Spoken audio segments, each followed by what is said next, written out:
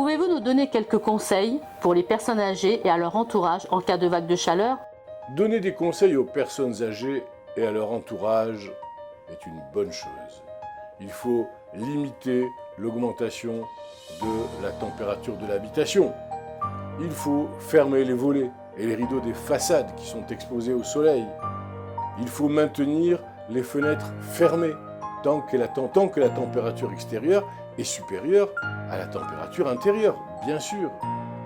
Ouvrir les fenêtres tôt le matin et tard le soir, ainsi que la nuit.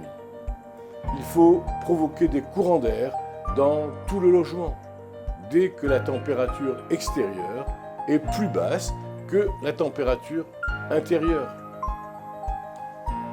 Il faut éviter d'utiliser des appareils électriques chauffants, comme le four par exemple.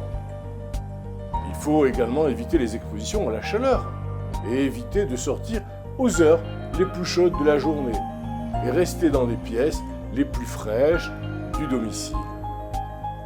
Éviter les activités extérieures nécessitant des dépenses d'énergie trop importantes, comme les courses ou le jardinage, ou bien le bricolage.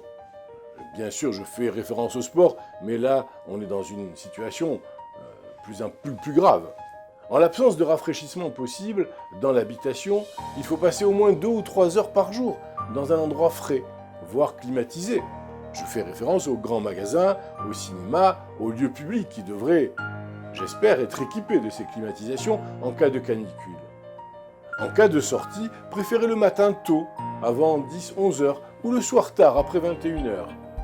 Il faut rester à l'ombre dans la journée, porter un chapeau d'été, des vêtements légers, très légers, de type coton, et amples bien sûr, de préférence de couleur claire.